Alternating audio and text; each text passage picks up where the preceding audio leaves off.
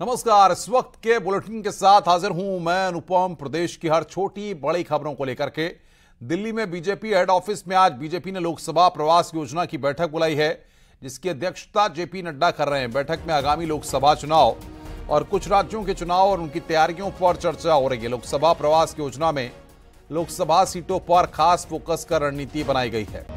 जिन सीटों पर 2019 के लोकसभा चुनाव में बीजेपी दूसरे या तीसरे नंबर पर रही थी, वहां पर या फिर बहुत कम अंतर से जीती थी, इस योजना के तहत चुने हुए संसदीय क्षेत्रों में से हर एक क्लस्टर का हिस्सा होंगे, जिसके लिए एक मंत्री या पार्टी के वरिष्ठ नेता को प्रभारी के तौर पर नियुक्त किया जाएगा।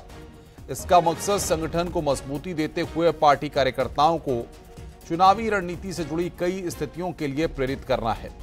2019 के लोकसभा चुनाव में बीजेपी ने 436 सीट पर चुनाव लड़ा था, जिनमें से 303 पर उसे जीत मिली थी।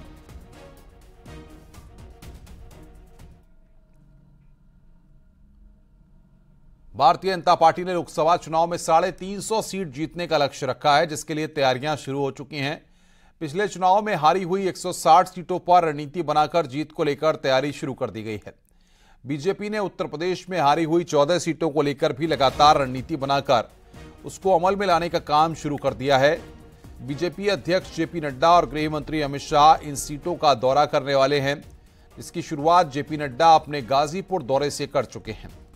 उत्तर प्रदेश की हारी हुई 14 सीटों पर संगठन के काम को देखने का जिम्मा उत्तराखंड के राज्यसभा सांसद नरेश बंसल को दिया गया है। वहीं प्रदेश संगठन की तरफ से संयोजक अमरपाल मौर्य और सह संयोजक विजय शिवहरे और कलावती को बनाया गया है।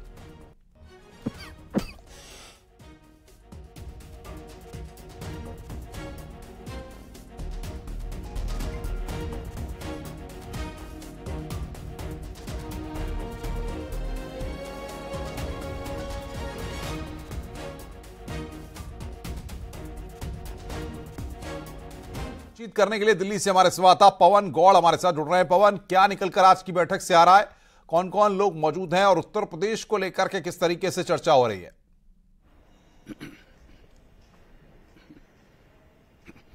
देखिए, जिस तरह से उत्तर प्रदेश में बीजेपी ने 80 में से 80 सीट जीतने का लक्ष्य रखा है, जो कि 2019 के चुनाव में बीजेपी 16 सीटों पर हार गई थी, लेकिन 2 उपचुनावों में रामपुर और आजमगढ़ की सीट जीत गई, इसलिए 14 सीटों पर अभी भी बीजेपी 2019 के हिसाब से भी हारी हुई है। तो ऐसे में बीजेपी सभी सीटों पर फिर से जीत हासिल करना चाहती है। उसको लेकर लगातार एक एक सीट वाइज रणनीति तैयार की जा रही है। बीजेपी ने सभी जो 160 लोकसभा सीटें हैं पूरे देश भर के अंदर जो जिनमें हार गई थी, उसको लेकर विस्तारक भी केंद्रीय भेजे थे। उन विस्तारकों के साथ में समीक्षा की जा रही है, एक एक सीट को लेकर रणनीति पर चर्चा की जा रही है। उसके अलावा उत्तराखंड के राज्यसभा सांसद है नरेश बंसल, उसको बीजेपी ने उत्तर प्रदेश की 14 सीटों का जिम्मा सौंपा था कि आप जाइए और वहां सुपरवाइज करिए उन 14 सीटों पर किस तरह से रणनीति हम आपको तैयार करनी है और आगे उस पर किस तरह से बढ़ना है। उसको सुपरवाइज भी जो है वो जो बीजेपी के राष्ट्रीय महामंत्री सुनील बंसल वो कर रहे हैं एक एक रणनीति उत्तर प्रदेश को लेकर, क्योंकि सुनील बंसल को एक एक पॉइंट पता है उत्तर प्रदेश में किस तरह से किस क्षेत्र में रणनीति बनाकर आगे उतरना है, जिससे उसमें जीत हासिल की जा सके। तो ये सब लोग मिलकर लगातार बैठक कर रहे हैं, मंथन कर रहे हैं, एक एक सीट पर चर्चा हो रही है।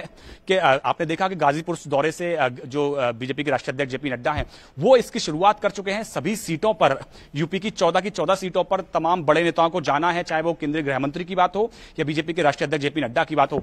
उसके बाद में जैसे जैसे चुनाव नजदीक आएगा तो प्रधानमंत्री नरेंद्र मोदी खुद जाएंगे और क्लस्टर वाइज लोकसभा जो है उन पर जाकर बड़ी रैलियों को संबोधित करेंगे और कार्यकर्ताओं के साथ चर्चा करेंगे।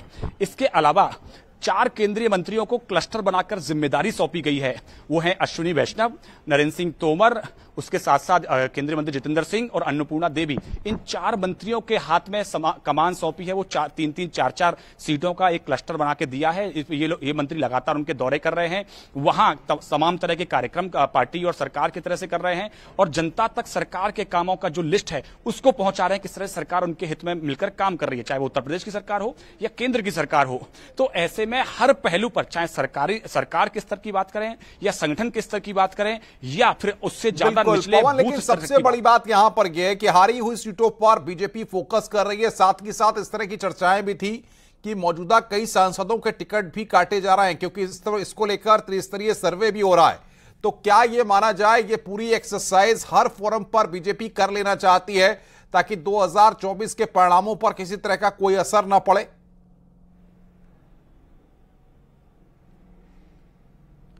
जाहिर तौर पर अनुपम, जिस तरह से रणनीति की बात करें, रणनीति में एक बड़ा पहलू यह भी आता है कि कौन वहां से लोकसभा का उम्मीदवार बनने वाला है या बन सकता है। क्या जो मौजूदा सांसद है उसको ही टिकट दी जाएगी, उसके काम की समीक्षा की जा रही है। उसके साथ साथ जो स्थानीय स्तर पर लोग हैं उनसे बातचीत करके उनके बारे में समीक्षा पूछा जा रहा है कि जो स्थानीय वर्तमान में जो सांसद है उसकी परफॉर्मेंस कैसी है, किस तरह से पार्टी कार्यक्रमों में सक्रियता रही है, किस तरह से जनता के बीच में सक्रियता रही है।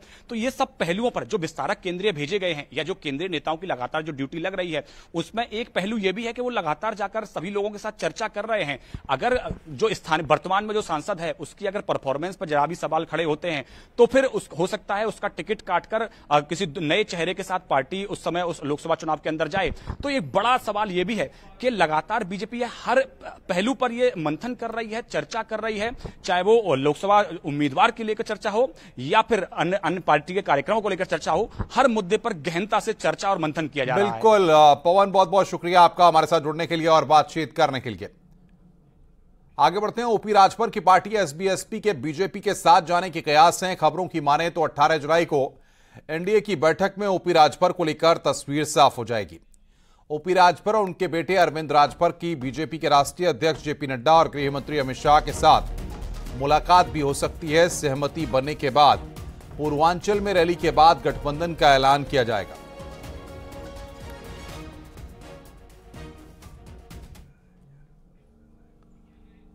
आगे बढ़ते हैं। एसबीएसपी के अध्यक्ष ओपी राजभर का बीजेपी से गठबंधन को लेकर कहना है कि अभी कुछ तय नहीं है, आगे तय किया जाएगा। 7 अक्टूबर को गांधी मैदान पटना बिहार में एक रैली हमने वंचित शोषित जागरण महारैली के नाम से रखा है। जुलाई तक हम पार्टी के संगठन का काम करेंगे, समीक्षा हो रही है संगठन की। अगस्त से हम पार्टी के जो गठबंधन की प्रक्रिया है शुरू करेंगे, जैसा होगा फिर बताएंगे। देखिए, मिलने और जुलने से कोई मतलब नहीं है। मिलने के लिए तो जो कोई समस्या है तो प्रदेश की समस्या, जनता की समस्या सरकार में जो मंत्री हैं, मुख्यमंत्री, उन्हीं से ना मिला जाएगा, दूसरे से तो नहीं मिल सकते। अब जहां तक गठबंधन का सवाल है तो अगस्त से शुरू करेंगे, 7 अक्टूबर को हम तय करेंगे। योगी सरकार में कैबिनेट मंत्री संजय निषाद का कहना है कि ओम प्रकाश राजभर अगर एनडीए में शामिल होते हैं तो हमारी स्थिति और मजबूत होगी। हम उनका स्वागत करते हैं। उनका समाज भी पिछड़ा है और उनका भी आरक्षण का मुद्दा है। देखिए, हम लोग सीटों के लिए, हम लोग मुद्दों के लिए आए हैं। भैया आएंगे तो स्वागत हमारा है, क्योंकि आएंगे तो और लड़ाई अच्छी होगी। हमारे जो आरक्षण के मुद्दे हैं हमने जो निर्णायक दौर पर पहुंचा रखा है, तो हमें उम्मीद है कि वो भी जिस उद्देश्य के लिए आरक्षण के लिए आए थे, राजभर कम्युनिटीज भी क्रिमिनल ट्राइब्स एक्ट से प्रभावित है, वो भी उजड़ी हुई है, वो भी गांव में निवास करती, उनकी भी दशा दुर्दशा खराब है। तो ऐसे भैया आएंगे तो हमें कोई सीटों का नहीं, हमें लगता है हमें मुद्दा हल करने में आसानी होगा और हम लोग आसानी से जो बात, उनकी जो दर्द है उनके समाज का, वही मछुआ समाज का है, और हम दोनों मिलकर अच्छी लड़ाई लड़ सकते हैं। और सीट में हमारी क्या रहे, हमारी संख्या हम पहले से भी हैं, आप देखे होंगे, और 80 सीटें उत्तर प्रदेश में हैं। लोकसभा के बहुत प्रदेश और भारतीय जनता पार्टी के पास बहुत लंबा चौड़ा हुआ है, पूरे हर प्रदेशों में जगह है, तो हर जातियों को दूसरे प्रदेशों में एडजस्ट कर लेते हैं। तो ऐसे में हम लोगों को उनके आने से हमारी सीटों पर कोई प्रभाव नहीं पड़ेगा। हमको लगता है कि उनके आने से हम लोग और मजबूत होंगे, क्योंकि हमारी आरक्षण की लड़ाई और हम लोगों की सामाजिक लड़ाई और अच्छा होगा। जीत भी हमारी आसानी हो जाएगी, क्योंकि राजभर वोट भी कुछ न कुछ निश्चित रूप से उनके जुड़ रहा है, वो भी हम लोगों के साथ आएगा और हम भी जीते, हम भी सीट जो कुछ न कुछ मिलेगी जो लड़ेंगे, तो आसानी से हम लोग जीत लेंगे। और भैया पहले भी थे, हमें स्वागत है अगर आ रहे हैं, और किन कारणों से इधर उधर चले गए थे, और अब भैया अगर आ रहे हैं, देर से आ रहे हैं, तो हमें स्वागत है और अच्छा भी है। और बातचीत करने के लिए संकेत मिश्रा हमारे संवाददाता लखनऊ से हमारे साथ जुड़ रहे हैं। संकेत, अभी तक सिर्फ कयास ही लग रहे हैं कि एनडीए में ओपी राजभर शामिल होंगे, हां और ना के बीच में लगातार तमाम कयास और बातें चल रही हैं। आखिर जब दिल मिल गए हैं तो देरी क्यों है? बिल्कुल जाहिर सी बात है कि ओम प्रकाश राजभर की भारतीय जनता पार्टी के तमाम नेताओं से लगातार उत्तर प्रदेश में मुलाकात हो रही है, और आज जिस तरीके से न्यूज 18 ने उनसे बात भी की गठबंधन को लेकर, उसके बाद भारतीय जनता पार्टी के जो उत्तर प्रदेश और केंद्र में जो कामकाज है उसकी ओम प्रकाश राजभर ने तारीफ की। भारतीय जनता पार्टी का संगठन बूथ स्तर तक मजबूत है। इस बात को ओम प्रकाश राजभर ने कहा। ओम प्रकाश राजभर ने यह भी कहा कि भारतीय जनता पार्टी मिशन 2024 की जो चुनावी तैयारी है उसमें दूसरे विपक्षी दलों से सबसे आगे है। बूथ तक भारतीय जनता पार्टी चुनावी अभियानों में जुटी हुई है और बूथ तक मजबूत है। यही वो वजह है कि भारतीय जनता पार्टी का वोट प्रतिशत बाकी सभी दलों से बेहतर है। यानी कि पीएम मोदी सरकार की उन्होंने तारीफ की, योगी सरकार की तारीफ की और भारतीय जनता पार्टी के संगठन के कामकाज की तारीफ की। अब बस जो है गठबंधन का वो घोषणा होना बाकी है। तो यही वो वजह है कि अब कहीं ना कहीं जिस तरीके से 18 जुलाई को एनडीए के गठबंधन के जो सहयोगी हैं उनकी एक बैठक होनी है दिल्ली में और उसमें चर्चा यह भी है कि ओम प्रकाश राजभर भी उस दौरान मुलाकात कर सकते हैं। हालांकि उस बैठक में जरूर नहीं रहेंगे, लेकिन वहां पर दिल्ली में जेपी नड्डा जो कि राष्ट्रीय अध्यक्ष है भारतीय जनता पार्टी के और केंद्रीय गृह मंत्री अमित शाह से मुलाकात कर सकते हैं। उत्तर प्रदेश से उस बैठक में दयाशंकर सिंह, भारतीय जनता पार्टी के प्रदेश अध्यक्ष भूपेन्द्र चौधरी, डिप्टी सीएम ब्रजेश पाठक और धर्मेंद्र प्रधान भी, केंद्रीय मंत्री धर्मेंद्र प्रधान भी उस बैठक में मौजूद रहेंगे। तो ऐसे में भारतीय जनता पार्टी की जो रणनीति है अनुपम, वो सधी हुई रणनीति है। उन्हें वो कामों को बांटते हैं, उनकी जिम्मेदारी तय करते हैं कि आखिर इस मिशन पर किस टीम को लगना है। यही वो वजह है कि ओम प्रकाश राजभर के साथ में जो लोग बातचीत कर रहे हैं वो कई बार उनकी मेल मुलाकातों की तस्वीरें भी सामने आ जाती हैं। भले ही ओम प्रकाश राजभर अपनी समस्याओं से के लिए मुलाकात की बात कहें, लेकिन मेल मुलाकातों का दौर जारी है और जिस तरीके से ओम प्रकाश राजभर भारतीय जनता पार्टी के पक्ष में बातें कर रहे हैं, संगठन के पक्ष में बातें कर रहे हैं, सरकार के पक्ष में बातें कर रहे हैं, तो कहीं न कहीं इन कयासों को और बल मिल जाता है। पेच जो फंसा है बिल्कुल संकेत आप नजर बना के रखिए, आगे भी हम आपसे अपडेट लेंगे। इधर ओम प्रकाश राजभर इन दिनों उस रणनीति पर काम कर रहे हैं जिससे पार्टी को लोकसभा चुनाव में मजबूती दिलाई जा सके और इसके लिए उन्होंने रास्ता एनडीए का चुना है, जिसके लिए उनकी ब्रजेश पाठक से मुलाकात भी हुई है।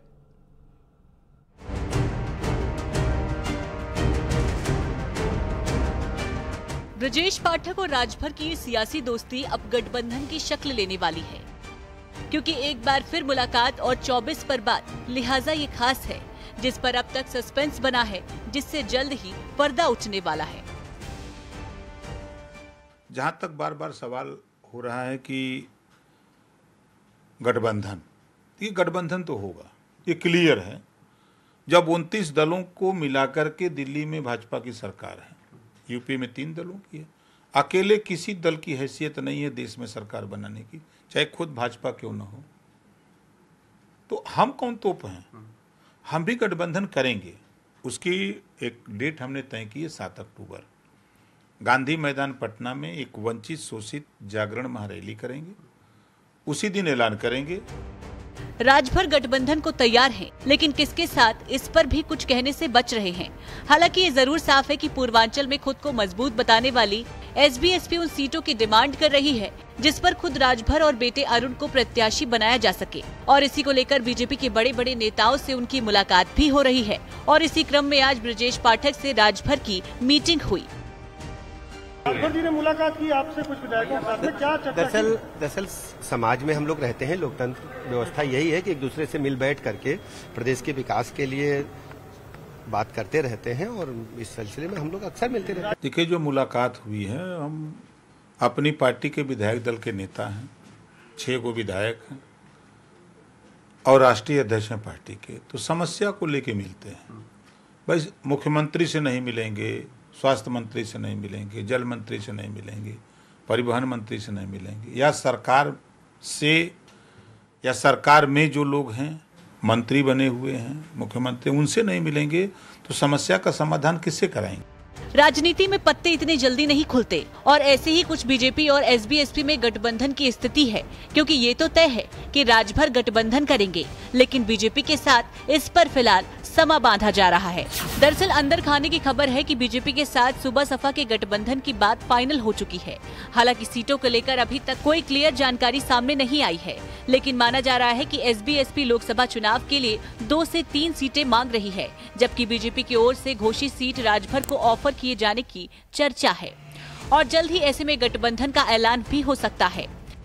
यानी बीजेपी और एसबी-एसपी में बात करीब करीब बन चुकी है। सिर्फ सीटों के बंटवारों पर पेच फंसा है, जिसे सुलझाने के लिए मीटिंग और मंथन का दौर चल रहा है। क्योंकि पूर्वांचल साधने के लिए बीजेपी अब उन दलों से हाथ मिलाने की तैयारी में है जिसके वोटर उन क्षेत्रों में निर्णायक भूमिका में है, जहां खास वोट बैंक पर छोटे दलों की पकड़ है। और इसी रणनीति के तहत बीजेपी अब एसबी-एसपी में गठबंधन तय हो चुकी है। लखनऊ से संकेत मिश्रा के साथ राजीव सिंह की रिपोर्ट। रुक रहे हैं यहां पर एक ब्रेक के लिए। ब्रेक के बाद खबरों का सिलसिला लगातार जारी है।